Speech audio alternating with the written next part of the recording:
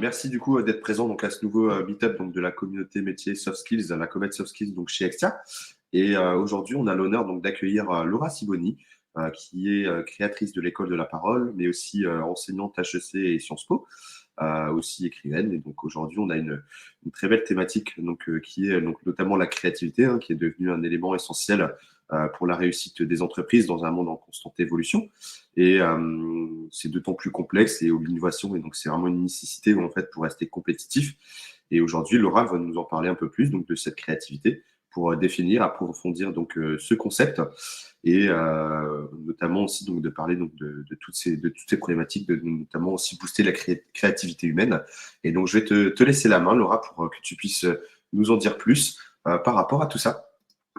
Avec plaisir, merci beaucoup et bien sûr n'hésitez pas à participer aussi dans le chat, à poser toutes vos questions. J'y répondrai de mon mieux.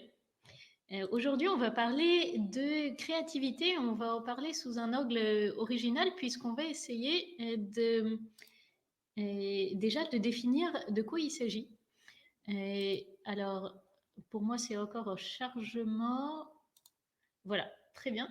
De quoi il s'agit? Donc, je me présente rapidement. Parce que bon, il n'y a évidemment pas de diplôme en créativité, heureusement. Je suis écrivain, je suis enseignante, et donc la créativité pour moi, ça fait partie de mon métier.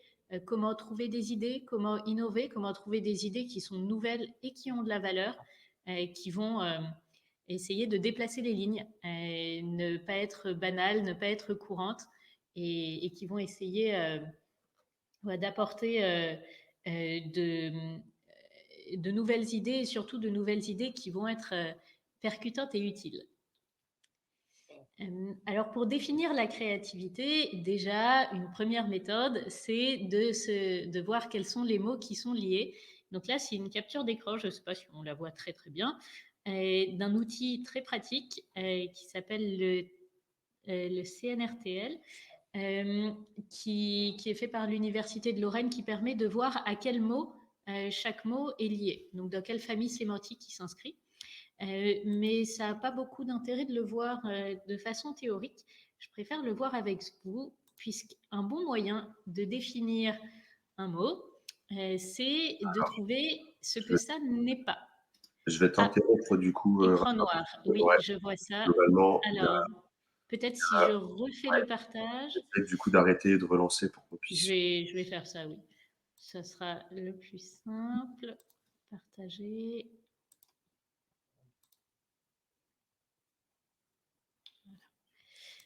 Est-ce que c'est mieux? Moi, je le vois bien. Je vais voir du coup si tout le monde arrive à voir. Tout le monde. Parfait. Nickel. Parfait, je te Super. laisse enchaîner. Alors forcément, ça rend mieux en latin, omnis determinatio est negatio, c'est-à-dire qu'un bon moyen de définir ce qu'est la créativité, c'est d'abord de savoir ce que ça n'est pas.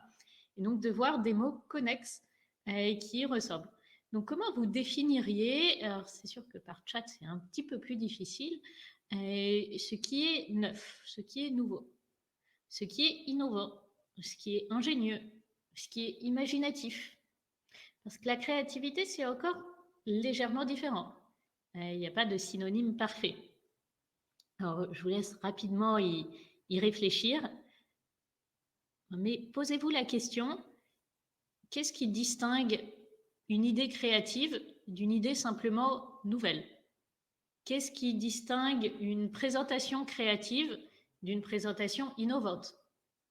C'est quoi la différence entre un procédé ingénieux et un procédé créatif?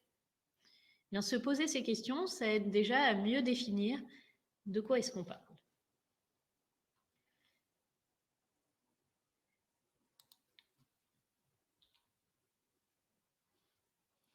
Donc, ce qui est neuf, on peut le définir comme ce qui vient d'apparaître, ce qui diffère de ce qu'on connaissait auparavant. Ce qui est innovant, bien sûr, il y a le caractère de nouveauté, mais il y a aussi l'idée de déroger les choses qui étaient déjà bien établies, de changer. Ce qui est ingénieux, ça fait preuve d'imagination, mais aussi de savoir-faire. C'est-à-dire, dans l'idée du mot ingénieux, on a, contrairement à créatif, on a l'imagination, la capacité de mettre en image le futur, de projeter en image, mais aussi le savoir-faire, l'application, qu'on n'a pas forcément dans créatif. Imaginatif, au contraire, c'est envisager, concevoir par l'image. Et donc, tout ça, ça nous aide à mieux définir ce qu'est la créativité, qui se rapproche du concept de nouveauté, dans le sens où être créatif, c'est changer, c'est faire évoluer, mais ce n'est pas nécessairement une rupture complète. Ça peut être une évolution de ce qui existait déjà. Donc, ça apporte quelque chose de neuf et ça apporte quelque chose de valeur. C'est-à-dire quelque chose qui n'est pas nécessairement utile au sens pragmatique et dont la valeur n'est pas nécessairement mesurable, mais qui va apporter quelque chose et qui va être un plus. Et donc, il y a cette idée de nouveau et de plus, d'ajouter, qui se retrouve dans la créativité. Donc ça, c'était nécessaire de faire une rapide définition de la créativité dans son contexte pour ne pas utiliser le mot n'importe comment, parce que ça fait partie de ces mots qu'on utilise à toutes les sauces sans vraiment faire la différence entre ce qui est créatif, ce qui est innovant, ce qui est imaginatif, ce qui est neuf. Donc la créativité, ça s'oppose à ce qui est banal, à ce qui est habituel, à ce qui est courant, à ce qui est attendu. Donc j'espère qu'avec cette rapide mise en contexte, on voit un peu mieux de quoi on parle et qu'on peut maintenant rentrer dans le vif du sujet. Puisque la véritable question, ça va pas seulement être est-ce que c'est créatif ou est-ce que ça n'est pas créatif? Ça, c'est pas une question qui apporte beaucoup de choses dans le contexte de l'entreprise, mais plutôt créatif comment? Quels sont les différents types de créativité? Et donc, pour parler de ça, je me suis appuyée sur la classification de Margaret Boden, qui est une sociologue et philosophe britannique, qui distingue 3 types de créativité. Selon elle, donc, il y a la créativité exploratoire, la créativité combinatoire et la créativité qu'on peut appeler révolutionnaire. La créativité exploratoire, c'est la mise en pratique d'une pensée divergente à partir d'un point de départ. C'est-à-dire que vous avez déjà votre discipline, vous avez déjà ce qui est bien établi, ce que vous savez faire, et vous allez plus loin. Donc j'ai pris des exemples là qui viennent du monde de la peinture. Voilà, Van Eyck qui est allé plus loin dans l'usage des couleurs, dans l'usage des formes, à partir de ce qui se faisait déjà, qui a essayé de repousser les limites. La créativité combinatoire va plus être une pensée convergente, c'est-à-dire va chercher à combiner plusieurs sujets. Et là, j'ai pris un exemple de Dubuffet qui a combiné ce qu'il voyait dans les asiles psychiatriques avec ce qu'il connaissait de l'histoire de l'art pour créer un nouveau style, l'art brut, un nouveau style artistique.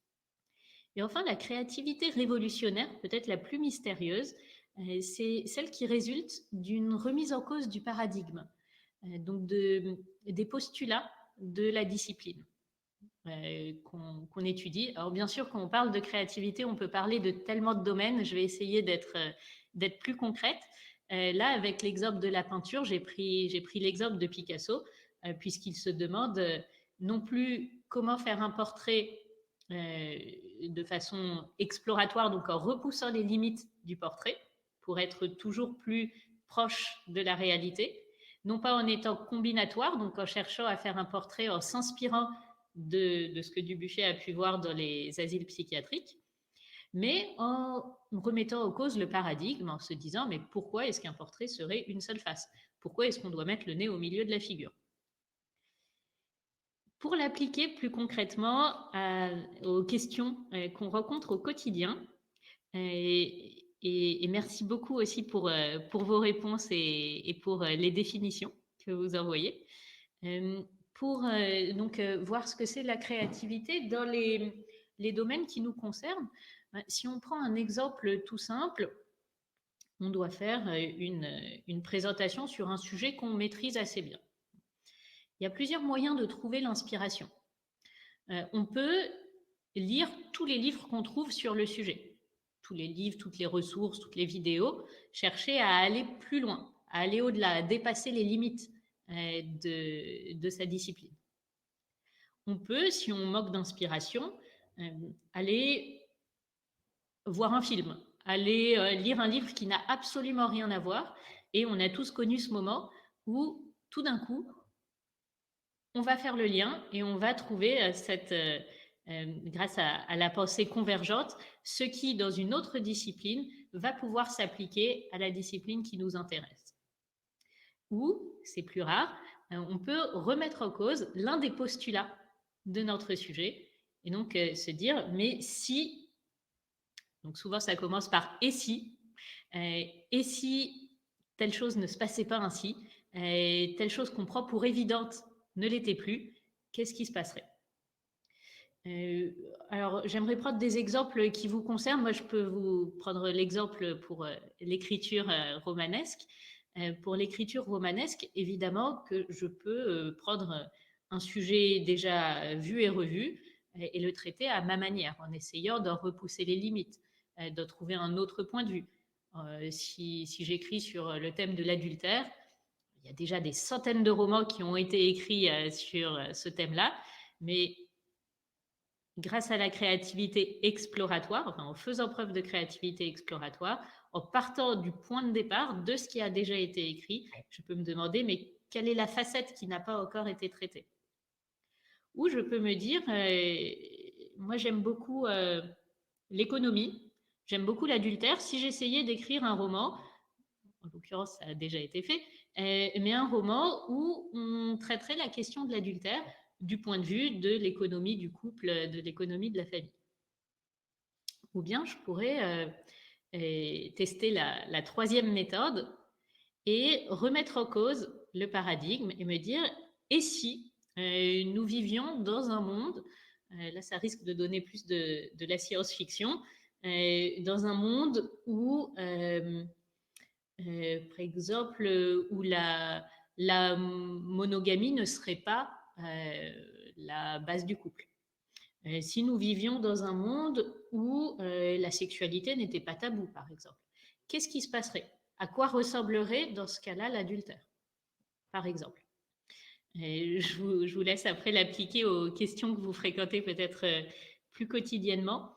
Mais donc, l'intérêt de cette typologie, c'est de distinguer différents types de créativité et d'essayer d'y voir plus clair dans cette notion qui est extrêmement large, qu'est la créativité. Si on en revient même déjà aux penseurs de l'Antiquité, Platon s'interrogeait déjà en se demandant, mais est-ce qu'on peut vraiment inventer? Est-ce qu'on peut créer? Est-ce qu'on peut créer du neuf? Il disait, même la chimère, donc cet animal mythologique qui a un corps de lion, une tête d'aigle, qui peut avoir des ailes, enfin tout dépend des représentations. Et même ça, c'est pas vraiment une création puisque elle a le corps d'un lion qu'on connaît, elle a un bec d'aigle qu'on connaît aussi. Et ce qu'on a vraiment inventé, ce qu'on a inventé, c'est la combinaison des deux. Et donc, c'est l'un des types de créativité, la créativité combinatoire.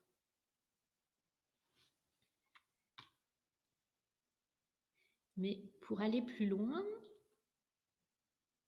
voilà, donc un peu plus en détail, comment est-ce qu'on va pouvoir appliquer ces différents types de créativité? Donc la créativité exploratoire, c'est donc la capacité de générer des scénarios, des suites, des idées à partir d'un point de départ. Il faut savoir qu'en général, lorsqu'on fait cet exercice, c'est les idées les plus banales qui viennent les premières à l'esprit parce qu'elles sont plus présentes en mémoire et donc c'est un type de créativité qui va demander plus de temps, plus de persévérance. C'est pour ça que si on veut développer ce type de créativité, le conseil, c'est surtout de se donner un temps limité de concentration totale pour d'abord évacuer toutes les idées les plus banales et se motiver à aller chercher, à aller creuser, à explorer les autres. On va voir plus en détail et évidemment, vous n'échapperez pas aux exercices. Sur la combinatoire, donc la capacité à combiner harmonieusement plusieurs idées, plusieurs concepts, plusieurs disciplines, à créer des chimères. Eh bien, ce qu'on remarque surtout, c'est que souvent, c'est les contraintes qui sont le plus créatives. C'est-à-dire, l'expression est parlante.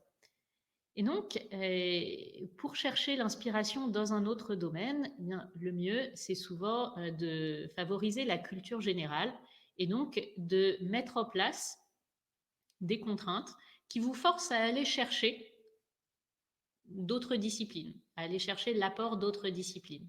Et donc ça peut être en ayant des mots imposés, en se fixant un nombre de mots parfois, en se fixant un modèle. Mais alors, attention, modèle comme inspiration et non pas modèle comme moule, évidemment. Parce que on a tous aussi certainement fait des présentations PowerPoint. Il y a deux manières de faire un PowerPoint. Enfin, il y a trois manières. Soit on suit uniquement le template et on essaye de faire rentrer ses idées dans le moule, soit on s'appuie sur le template pour parfois générer de nouvelles idées ou les formuler différemment. Et là, on fait de la créativité combinatoire, soit on part de zéro pour justement ne pas se laisser troubler par le modèle et essayer simplement d'exprimer ses idées. Et là, on ne peut compter que sur soi-même. On se rapproche de la créativité révolutionnaire dans le sens où on remet en cause le paradigme de référence. Et donc, alors c'est beaucoup plus difficile à cerner, la créativité révolutionnaire. Un bon moyen, c'est déjà de se demander quels sont les postulats de ce domaine et de les remettre en cause. Mais bien sûr, lorsqu'on se demande et si tout était différent, et si ce qu'on prend pour acquis ne l'était finalement pas, eh bien, parfois, on va trouver des choses qui n'ont aucun intérêt, aucune valeur, qui vont simplement être nouvelles, ça oui, mais qui ne vont pas forcément être intéressantes. D'où l'idée de test and fail, c'est-à-dire de se tromper, d'échouer et de recommencer. Mais pour savoir si une idée fonctionne ou pas, il faut déjà l'essayer.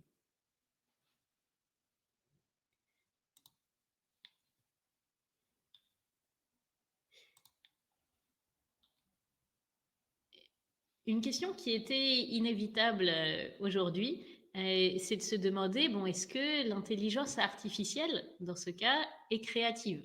Est-ce que le fait de reconnaître des patterns, des motifs de répétition, est aussi, et de les reproduire, est donc une forme de créativité? Est-ce qu'elle peut se comparer à l'être humain, en ce sens? Donc, c'est une question que je laisse ouverte parce qu'elle est sujet à débat. Elle est sujette à débat. Il y a différents points de vue et elle demande aussi de définir de quel type d'intelligence artificielle on parle. J'imagine que vous avez tous déjà testé ChatGPT, que vous lui avez posé des questions, que vous vous êtes demandé, bon, est-ce que c'est une conversation qui ressemble à celle qu'on pourrait avoir avec un être humain? Que vous vous êtes peut-être demandé, est-ce que c'est créatif? Donc moi, j'aurais beaucoup aimé avoir le débat avec vous.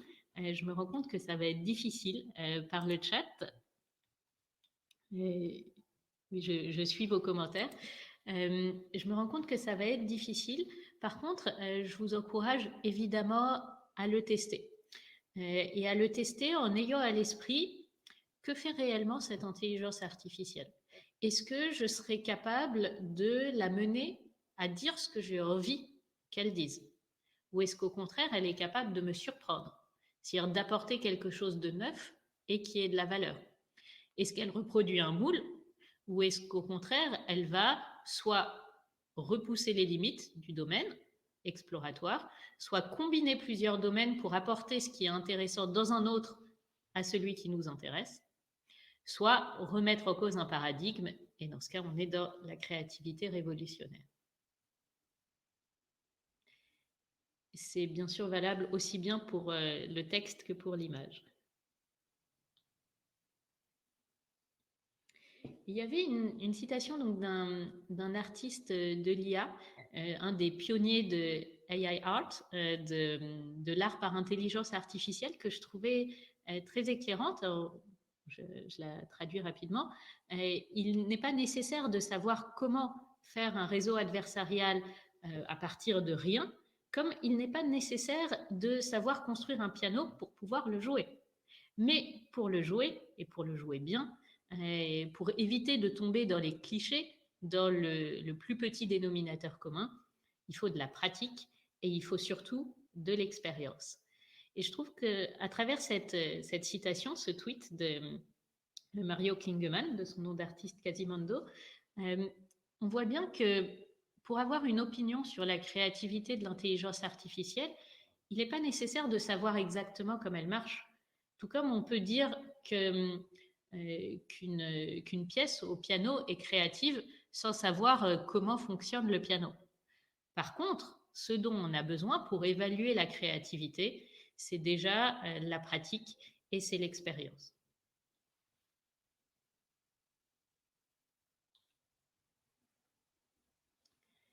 Bon, maintenant, on va voir comment favoriser la créativité.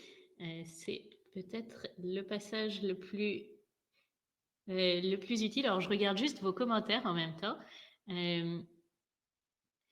Je vois qu'il commence déjà à y avoir un débat et ça me plaît évidemment beaucoup.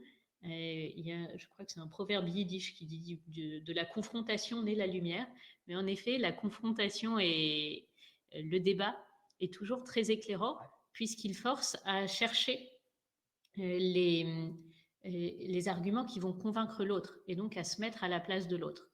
Et je vous encourage dans les débats, les débats de famille, lorsque vous regardez les débats politiques, à défendre le point de vue auquel vous ne croyez pas.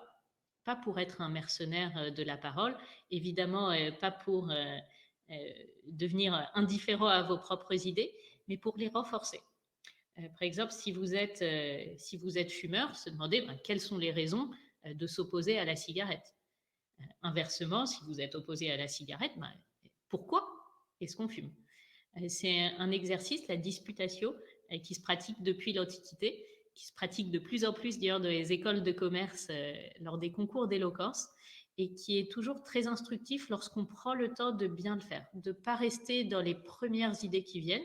Ça, on a déjà dit que le problème de la créativité exploratoire, c'est que les premières idées qui nous viennent à l'esprit sont souvent les plus banales, mais prendre le temps, souvent se fixer aussi un temps imparti, eh bien, ça permet d'aller creuser, explorer et donc d'aller dans cette partie qui n'est pas seulement neuve mais banale, mais qui est utile.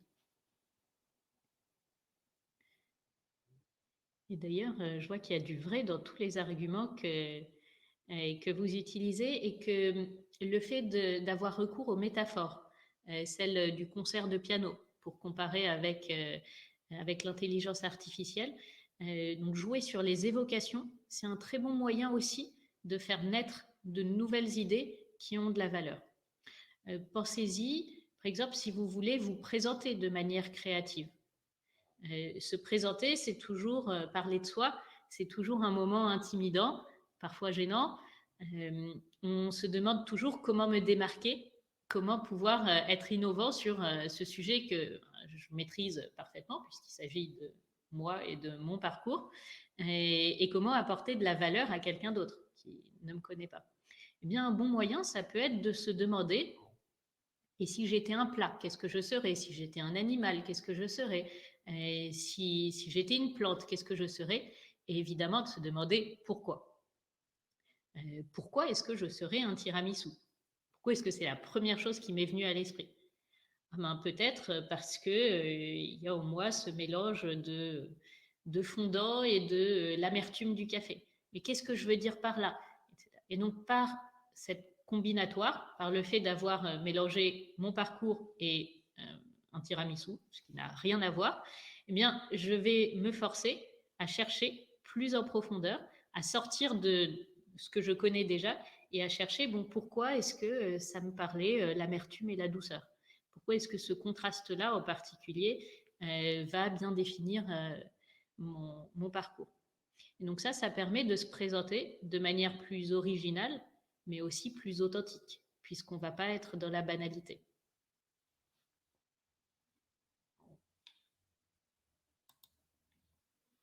Et donc, comment est-ce qu'on peut favoriser cette créativité? On a déjà vu quelques pistes. Et donc, évidemment, l'un des premiers conseils qu'on répète beaucoup, c'est d'éviter les réseaux sociaux parce qu'ils ont une tendance à uniformiser les messages. par le nombre de caractères limités, par les algorithmes qui vont favoriser les vidéos, qui vont favoriser les photos, qui vont favoriser certains types de contenus, et parce qu'ils vont créer des bulles de filtre, c'est-à-dire, vous savez certainement déjà, qu'on est exposé au contenu qu'on est le plus susceptible d'aimer. Et donc, il y a moins de sérendipité, il y a moins de ce hasard orienté. Et donc, on va avoir tendance à rester dans ce qu'on connaît déjà, ce qui est donc le contraire de la créativité. Et les réseaux sociaux ont aussi un impact, surtout chez les jeunes, sur la manière dont on construit notre raisonnement, dont on est exposé à différentes opinions, dont on construit sa culture générale. Et donc, un usage trop intensif a tendance à réduire la créativité.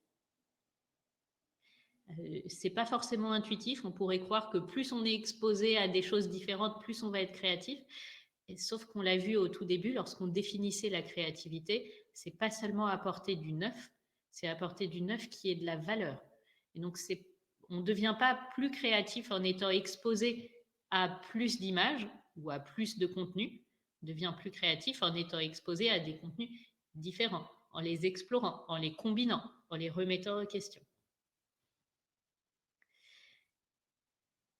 Dans l'hygiène de la créativité, un autre conseil, c'est d'éviter la death by PPT, d'éviter les templates qui sont des moules. Un moule peut être un support à la créativité. Un template, pardon, peut être un support à la créativité. Il faut éviter de caser ses idées dans ce qui est déjà présent et plus de partir de ce qui est présent pour le réinventer, pour le développer, pour le combiner éventuellement à d'autres choses. Évidemment, le meilleur moyen de rester en bonne forme créative, c'est de discuter de ces idées avec des gens qui vont avoir un point de vue différent, et donc souvent avec des gens d'autres générations, d'autres milieux. Je vous recommande particulièrement pour les présentations professionnelles, je sais que vous êtes dans différents domaines, mais d'essayer de présenter les chiffres du mois, bref, de faire vos présentations, soit à des enfants, soit à des personnes qui ne maîtrisent pas autant que vous le jargon scientifique. Et surtout, de faire attention de les encourager à poser des questions, à remettre en cause, à ne pas faire semblant de comprendre, parce que ça force à se mettre dans le point de vue de l'autre, à faire preuve d'empathie avec les autres, et donc aussi à aller chercher de nouvelles manières de voir votre contenu, et donc souvent de nouvelles manières de l'inventer. Ensuite, parmi les conseils pour entretenir sa créativité, eh bien, développer une culture de la critique constructive, c'est-à-dire que le débat, c'est pas spontané. Un débat, c'est pas juste une opposition, c'est une opposition qui se construit, qui sait faire la part, qui va chercher à comprendre pourquoi la personne adverse, qui tient le point de vue adverse, a cette opinion. Chercher comment vous pourriez la convaincre. Et il y a toute une différence entre avoir raison et convaincre l'autre. Lorsqu'on voit un débat d'entre-deux tours, lorsqu'on voit Emmanuel Macron face à Marine Le Pen, on sait très bien que ça ne va pas se finir avec l'un des deux qui dit ah oui, je n'avais pas vu les choses comme ça, oui, c'est très vrai. Évidemment que le but, c'est de convaincre le spectateur et donc de faire ressortir les arguments. Eh bien, c'est un peu ce qu'on attend d'un débat constructif, c'est-à-dire un débat qui va seulement chercher à opposer les arguments, à les jouer les uns contre les autres, à les faire sonner les uns contre les autres pour voir où est-ce que ça sonne creux, où est-ce qu'il faut être plus concret, où est-ce qu'on peut affiner. Ça ne veut pas dire que la réponse est un milieu. On trouve rarement la réponse en coupant la poire en deux, mais que c'est un ensemble des différentes facettes qu'il faut d'abord faire miroiter.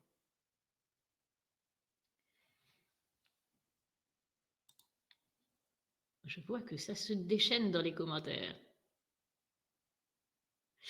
Sur les contraintes qui forcent la créativité, on va y revenir et c'est très vrai. Et puis sur le fait que la créativité est historique, alors là, je me suis pas. Donc sur le fait que oui, ce qui est créatif à un moment devient mainstream par la suite. Là, je me suis pas appesantie dessus. Margaret Boden a beaucoup écrit sur la créativité historique, c'est-à-dire comment ce qui était révolutionnaire à un moment devient mainstream par la suite. Bon, là, c'était pas le thème principal aujourd'hui. Comme on n'a qu'une heure, c'est déjà bien dense. Mais je vous encourage à aller voir ces papiers qui sont disponibles en ligne, qui sont en anglais, par contre. Et je répondrai aux autres questions par la suite. Je voulais aussi, bien sûr, vous recommander de voyager en se laissant surprendre. Parce qu'encore une fois, la créativité ne va pas se booster en simplement s'exposant à différentes choses, mais aussi en se mettant aux conditions d'être surpris. C'est-à-dire de soit se fixer des contraintes, hein, se dire je vais lancer la pièce, pile je pars au Cambodge et face je pars au Mali. Donc soit avec des contraintes, soit en explorant, c'est-à-dire en prenant son bon vieux guide du routard et en se disant comment est-ce que je peux aller plus loin, découvrir par moi-même, au-delà de la carte postale, qu'est-ce que mais pas non plus une réponse à une question. C'est toujours Platon qui avait souligné le paradoxe de la recherche en disant, c'est dans le Ménon, en disant comment est-ce qu'on peut trouver une réponse si, en fait, si on ne connaît pas déjà la réponse, comment est-ce qu'on sait qu'on l'aura trouvée? Et si on la connaît déjà, pourquoi est-ce qu'on la cherche? C'est tout le paradoxe de la recherche, et c'est souvent parce que la solution, on en avait une esquisse que Platon appelle l'idée avec une majuscule, et eidos en grec, il me semble. Donc une esquisse, mais qu'on n'en avait pas une forme précise. Et donc tout l'intérêt de la recherche va être de préciser cette intuition qu'on avait. Et c'est pour ça que une chose qui est essentielle à la créativité, c'est aussi de savoir s'ennuyer. Pas s'ennuyer bêtement en se coupant du reste, mais de s'ennuyer en laissant son esprit vagabonder, en le laissant faire les connexions qui permettent la créativité combinatoire, en s'exposant à d'autres choses. La lecture est évidemment un très bon moyen de développer sa créativité puisqu'on ne sait jamais enfin, on ne peut pas connaître un livre avant de l'avoir lu. Littéralement, on ne peut pas l'avoir lu avant de l'avoir lu. Et donc, on découvre la pensée de l'auteur au fil des pages. C'est évidemment valable pour les films, les séries avec d'autres contraintes. Est-ce que vous avez d'autres conseils pour entretenir sa créativité en bonne forme, pour avoir cette discipline de la créativité? Je vous encourage à les partager dans le chat, puisque c'est ce qu'on se disait. Tout seul, on peut trouver de la créativité exploratoire, on peut pousser plus loin, on peut utiliser son expérience, mais on ne peut pas avoir beaucoup d'autres points de vue. Et ces autres points de vue viennent par la confrontation avec d'autres personnes qui vont avoir elles-mêmes d'autres parcours, d'autres expériences. Alors, bien dormir et faire du sport, tout à fait. Se forcer à s'exposer à ce qu'on n'aime pas, très probablement, puisque si on n'aime pas, c'est qu'on s'est déjà coupé un peu de cette discipline-là. Après, c'est pas non plus enfin, c'est pas en se flagellant qu'on va être plus créatif non plus. La marche en forêt est un bon moyen de lâcher prise sur le fil des pensées pour permettre la pensée divergente, pour permettre d'explorer d'autres fils.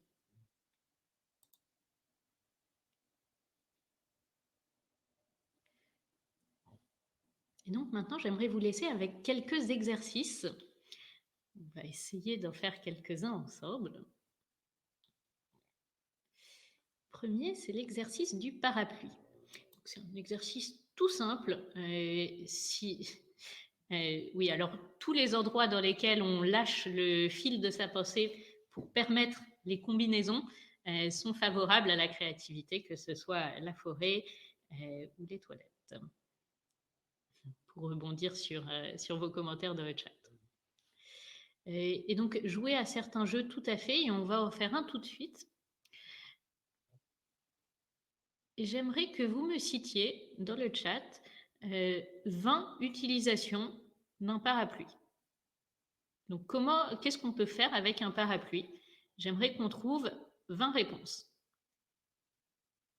Donc, normalement, on trouve les plus banales d'abord, c'est les premières qui viennent à l'esprit. Donc, se protéger de la pluie, se protéger du soleil. Alors, faire de la soupe avec un parapluie, là, je suis curieuse. Se couvrir, faire fuir les oiseaux, tout à fait, protéger du soleil. Danser, exactement. S'en servir comme canne, bien sûr. Frapper. Décorer une rue. Imiter un fusil pour jouer avec les enfants. Ça y est, j'ai perdu le compte. Se déguiser, carnaval de Dunkerque, se protéger des éclaboussures de voitures, très vrai. Est-ce qu'on va trouver plus créatif encore? Alors, j'essaye de compter. Canne, soleil, les oiseaux 3, danser 4, frapper 5, décorer une rue 6, le fusil 7, carnaval 8, les éclaboussures 9, pique à brochette 10, transporter de l'eau, tout à fait 11, neige pour hamster, j'y aurais jamais pensé 12, tuteur pour les plantes, oui, on devinerait presque de l'expérience. On en est à 13.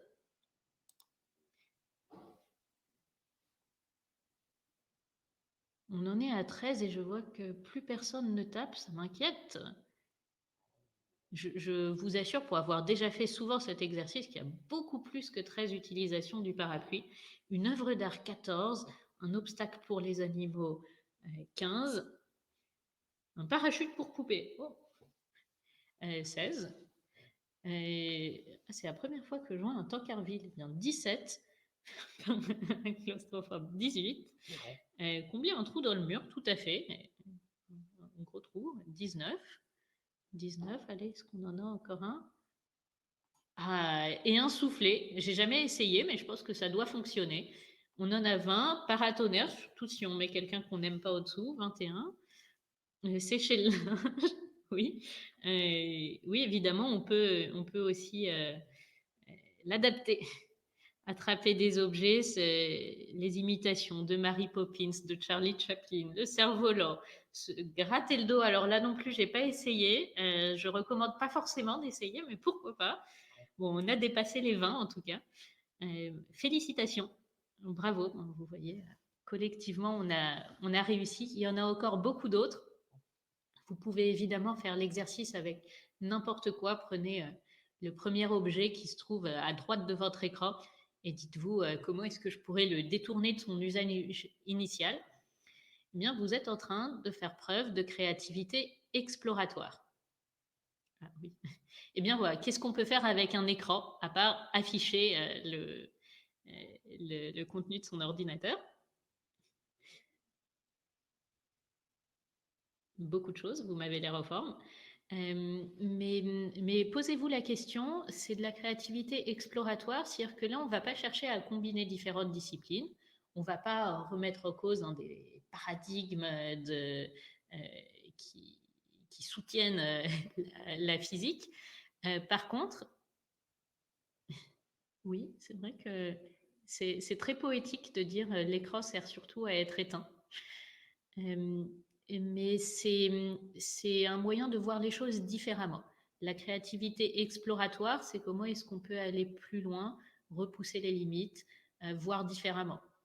Dans les exemples que cite Margaret Boden, elle parle des peintres impressionnistes qui ont poussé plus loin l'art de la peinture en cherchant à fixer la lumière, les reflets de lumière. Ils n'ont pas remis en cause tout l'art pictural, ils n'ont pas cherché à combiner les apports de la photographie avec la peinture, même si chronologiquement, ils apparaissent à peu près en même temps.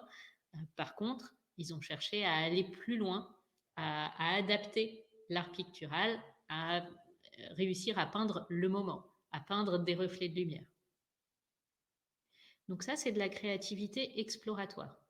Vous pouvez faire ce genre d'exercice, évidemment, pour vous entraîner, pour entretenir le muscle de la créativité. Vous pouvez aussi le faire lorsque vous vous sentez bloqué sur une présentation, que vous avez besoin d'une idée originale face à un client, face à des collègues, vous dire comment est-ce que je pourrais voir les choses différemment, quel autre usage est-ce que je peux faire. Et si au lieu de faire le team building paintball habituel, je sais qu'à Extia, vous avez beaucoup de créativité dans le domaine, qu'est-ce qu'on pourrait faire de plus original? Et donc, on part du point de départ, on a besoin d'un team building, on veut fédérer les équipes, et on va pousser plus loin. On va d'abord élaguer toutes les idées banales et chercher celles qui viennent. Et on peut tout à fait commencer par un brainstorm. Que peut-on faire d'un stylo 40 exemples pour se mettre en train.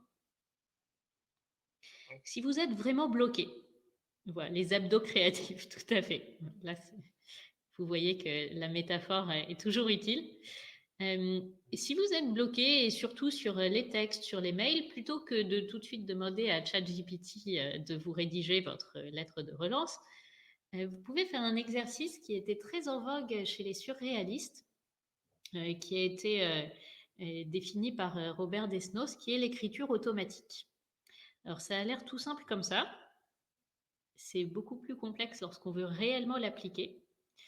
Ça consiste à prendre une feuille blanche, un stylo, et à écrire tout ce qui vous passe par la tête. Et vous pouvez raffiner l'exercice en prenant un sablier et en vous disant, là, pendant ces 3 minutes, ou 1 minute, pendant ces 5 minutes, qu'est-ce que je vais écrire tout ce qui me passe par la tête.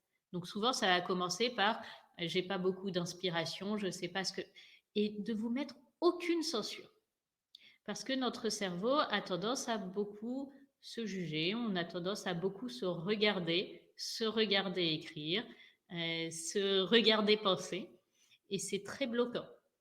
J'enseigne aussi la prise de parole en public. En prise de parole, on voit tout de suite l'effet, on remarque tout de suite les personnes qui sont en train de s'écouter parler, qui sont en train de se juger, qui essayent de se regarder avec les yeux des autres et de se dire je ne suis pas assez bon, je ne suis pas assez compétent, je ne suis pas assez légitime.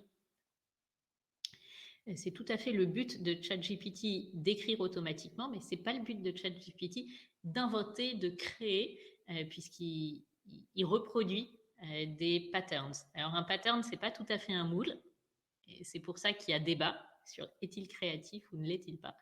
Ce n'est pas tout à fait un moule, mais il ne peut pas vous remplacer dans ce qui est la créativité révolutionnaire notamment. En tout cas, ça vaut le coup d'essayer et de tenter l'exercice de l'écriture automatique. Il n'est pas agréable, c'est même parfois une vraie torture.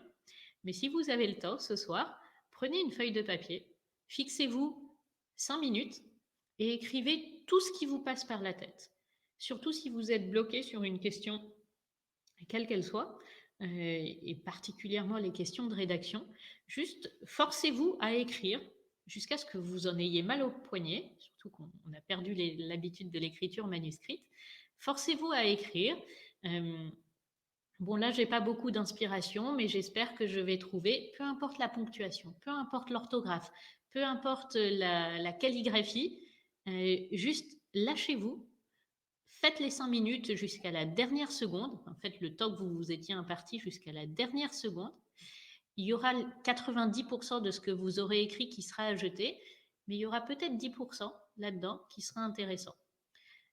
C'est une méthode que j'utilise souvent pour l'écriture de romans. Lorsque je me sens bloquée, lorsque j'ai l'impression que mes personnages tournent rond, je vais essayer, par exemple, de me mettre dans leur tête et d'écrire à la première personne leur flux de pensée. Donc, tout ce qui peut leur passer par la tête sans aucune censure. Et puis après, je sélectionne ce qui me semble important pour la narration. Et souvent, c'est un bon moyen de retrouver pied.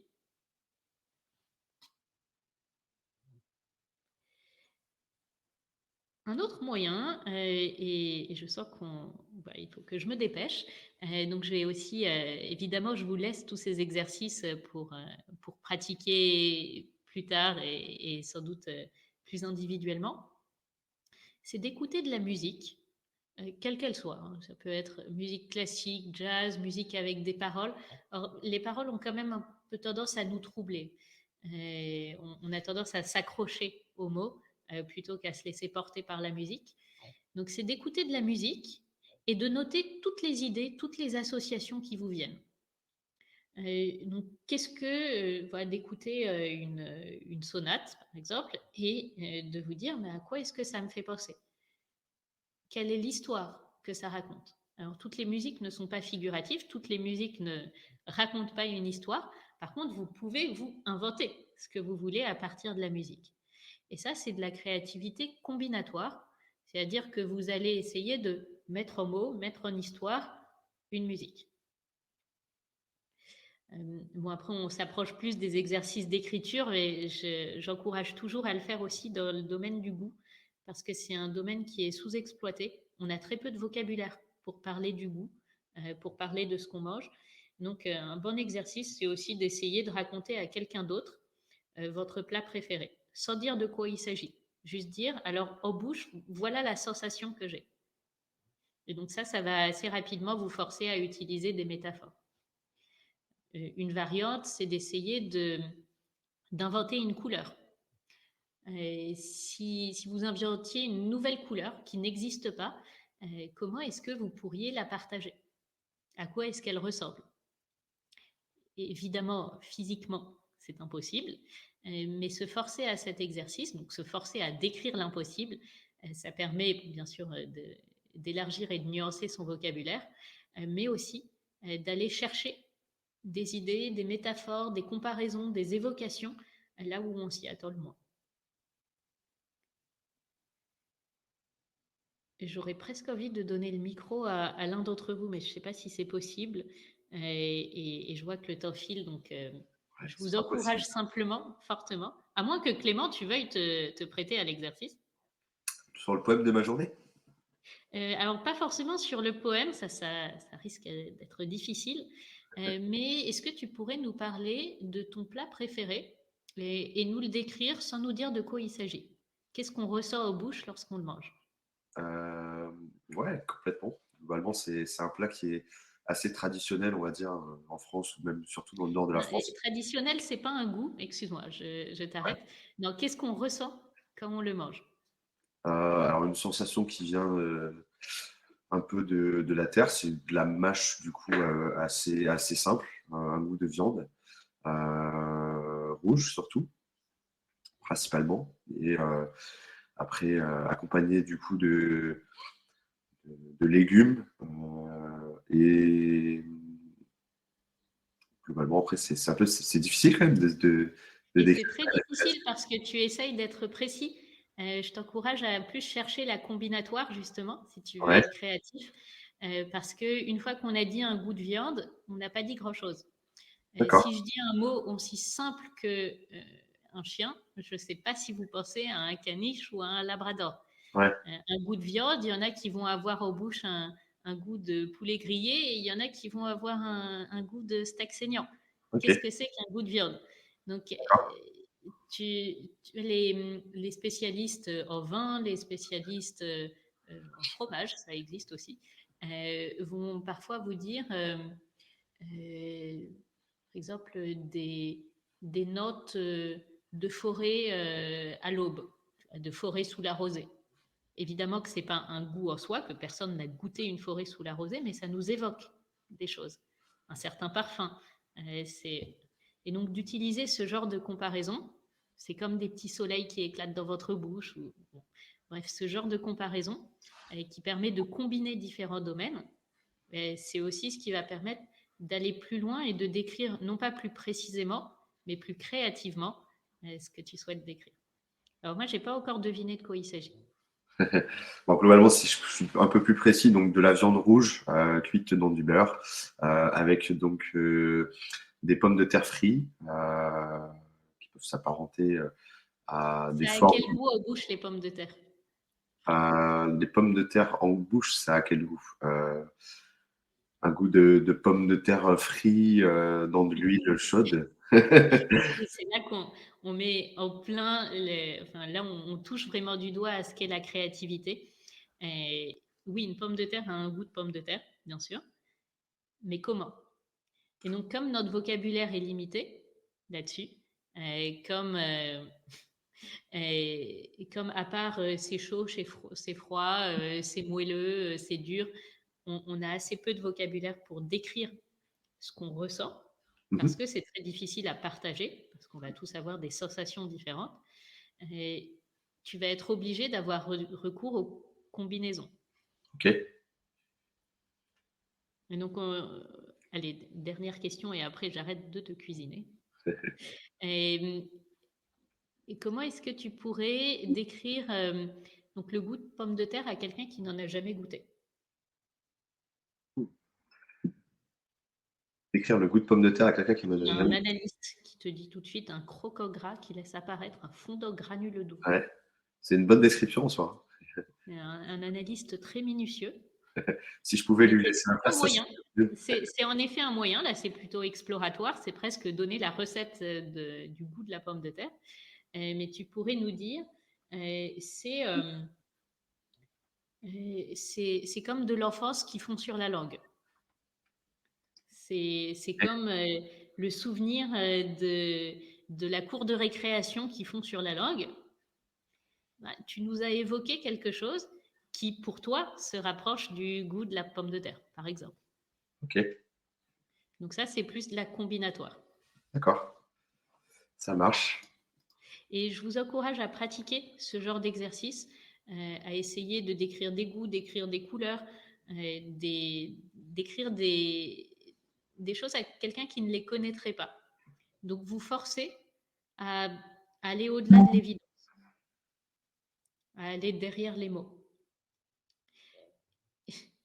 Alors juste pour répondre à Romain, bien sûr, vous n'allez pas décrire précisément quel est le goût de la pomme de terre et le meilleur moyen de le faire serait sans doute de rentrer dans la chimie de la pomme de terre. Par contre, vous allez traduire quelle est la sensation que cela a pour vous.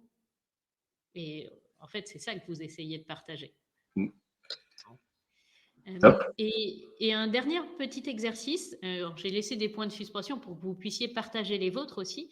Dernier petit exercice, écrire un poème sur votre journée.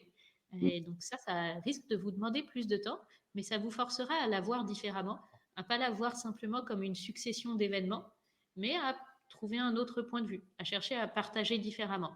Et donc dans la même lignée d'exercices qui vise à trouver des choses neuves et innovantes, donc qui sortent de la banalité, qui sortent de la normalité, qui vont faire évoluer, c'est un bon moyen de le faire. Vous aviez suggéré gribouiller, dessiner votre journée peut aussi être un bon moyen de muscler sa créativité. Et donc, ça me permet de revenir aux définitions qu'on avait vues tout au début.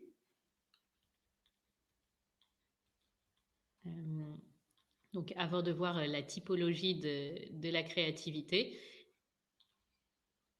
que c'est ce qui s'oppose à ce qui est banal, à ce qui est habituel, à ce qui est courant, à ce qui est... Sauf que notre quotidien, évidemment, est banal et habituel et courant et attendu. Donc, ça demande un effort supplémentaire d'en sortir, d'aller plus loin, soit d'en repousser les limites, soit de le combiner à d'autres disciplines, à d'autres manières de voir, soit de remettre en question ce qu'on tenait pour évident.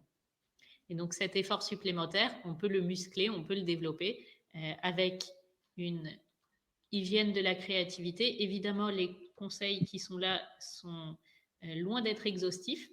Je vous encourage aussi à avoir les vôtres. Et en effet, ceux qui ont suggéré les spas, les balades en forêt, là, c'est très bon moyen. Prendre la douche aussi.